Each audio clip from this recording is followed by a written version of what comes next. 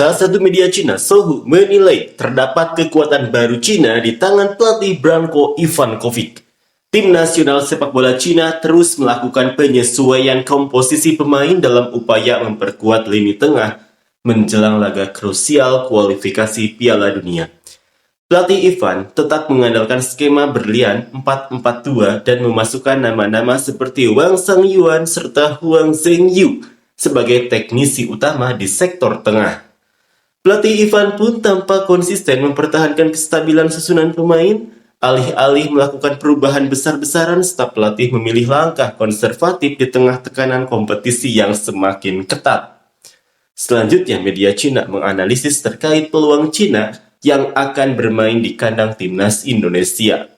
Timnas Cina akan menghadapi timnas Indonesia di pertandingan selanjutnya. Cina akan menang 1-0 dan melaju ke babak berikutnya dengan 12 poin. Ivan seharusnya berjuang keras. Timnas Indonesia mengambil inisiatif. Performa mereka sangat kuat. Mereka tampaknya semakin dekat dengan persaingan untuk posisi keempat di grup. Pertarungan hidup mati antara timnas Cina dan Indonesia di laga tandang yang paling dinantikan para penggemarnya akan dimulai pada pukul 21.45 waktu Beijing. Mereka bahkan lebih bersemangat untuk menuntaskan balas dendam di rumah. Apalagi tim tersebut kini beranggotakan lebih dari 10 pemain naturalisasi.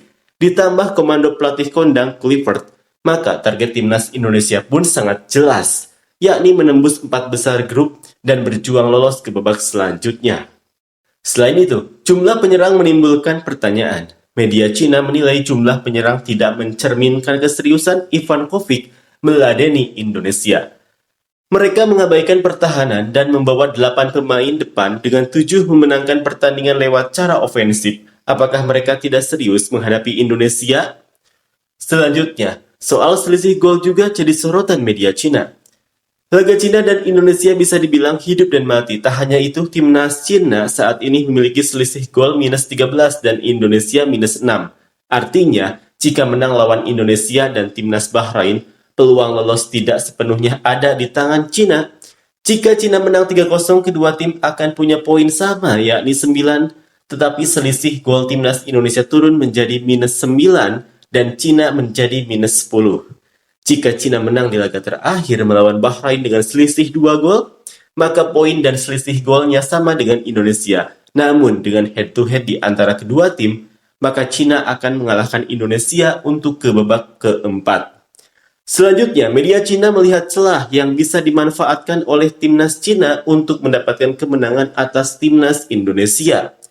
Saat menghadapi Indonesia, ada baiknya Cina bermain bertahan, menerapkan serangan balik dan memanfaatkan sektor sayap untuk mencetak gol. Bakal lebih sulit saat menghadapi Bahrain di kandang, namun jika Cina bermain seperti babak kedua laga melawan Australia, ada peluang memenangkan 2 laga pamungkas. Kesempatan kini ada di tangan pelatih Ivankovic. Mereka punya kans besar di tandang melawan Indonesia karena Indonesia ingin balas dendam. Bermain bertahan, serangan balik, dan sektor sayap bisa mencetak gol. Selanjutnya, media Cina menganalisis peluang timnas Cina untuk lolos ke babak selanjutnya. Jika tim nasional mampu mengalahkan Indonesia pada pertandingan berikutnya, poin mereka akan menjadi 9. Kemudian hasil imbang kontra Bahrain akan menambah poin menjadi 10. Sementara itu, Indonesia tetap mengoleksi 9 poin jika kalah dari Cina. Pada laga terakhir, Indonesia akan bertandang ke markas Jepang dan berpotensi tumbang, membuat poin mereka tidak bertambah. Bahrain menghadapi tantangan besar untuk mengalahkan Arab Saudi di laga kandang mendatang. Jika Bahrain juga gagal meraih kemenangan saat menghadapi Cina di partai terakhir, maka jumlah poin maksimal yang bisa mereka kumpulkan hanya 8. Jadi, meski menghadapi banyak rintangan, jika tim nasional Cina bisa mengumpulkan total 10 poin, mereka akan finish di atas Indonesia dan Bahrain, serta melaju ke putaran keempat. Apapun rintangannya, tim nasional Cina harus berjuang melawan tenaga. Jika tidak, mereka harus kembali merelakan absen di Piala Dunia. Selanjutnya, media Cina juga membahas keunggulan dalam head-to-head dengan timnas Indonesia. Melihat sejarah pertemuan kedua tim dalam 68 tahun terakhir, Cina mencatat rekor luar biasa dengan 9 kemenangan dan 3 hasil imbang melawan timnas Indonesia, tanpa pernah kalah sekalipun. Terakhir kali Cina kalah dari timnas Indonesia adalah pada tahun 1957. ketika timnas Indonesia menang 2-0 di kandang mereka. Tetapi jelas itu sudah menjadi sejarah yang sangat lama.